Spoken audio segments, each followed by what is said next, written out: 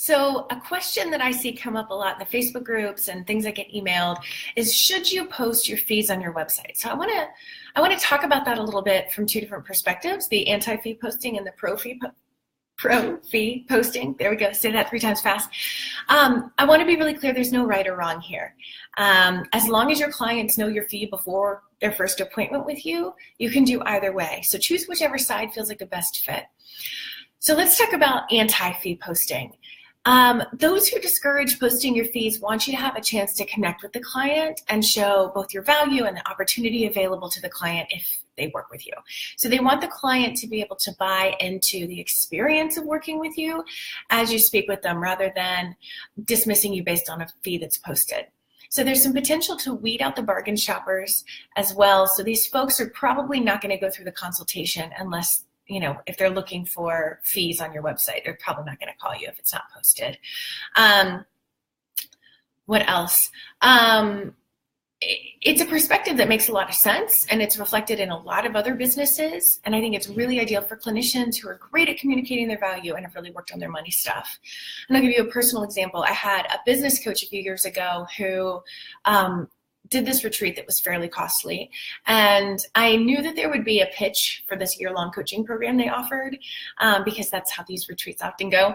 And despite not knowing the cost, I already knew that I couldn't afford this year-long coaching program. So the retreat absolutely blew my mind. It gave me exactly what I needed in the moment in my business. And so when they pitched this really expensive year-long coaching program, I'm talking 5 figures, I moved heaven and earth, which really means I just got 2 0% APR credit cards to make it happen.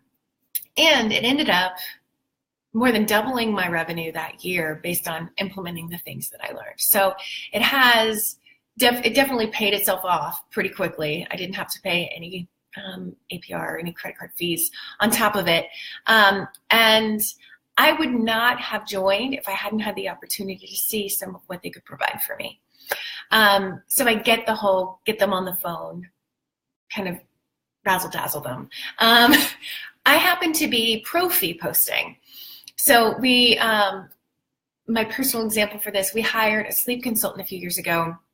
I had a 3-year-old who wasn't sleeping and a newborn, and I was literally, during my maternity leave, I was up like 8 times a night. And even when I returned to work for a little while.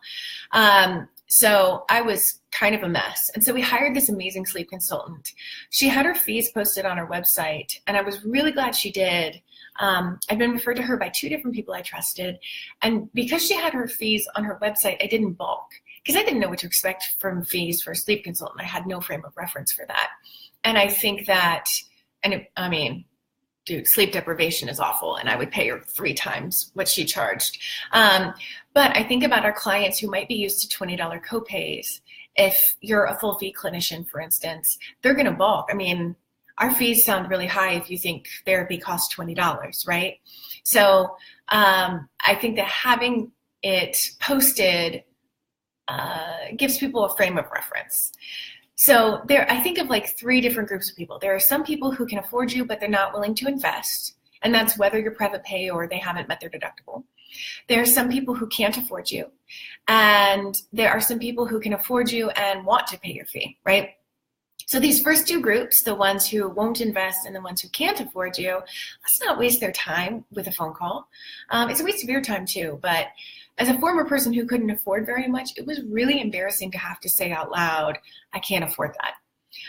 And as someone who can afford that now and will invest in the things I find important, if I'm on the phone with somebody and it's not something I'm really willing to invest in, I'm still probably going to use the phrase, I can't afford that, rather than I won't prioritize that. So either way, you're going to get a financially based response from folks, whether or not it's actually the truth.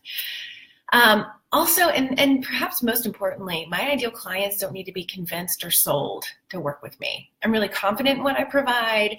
I communicate that on my website copy. I really appreciate having conversations about fit before scheduling the first appointment.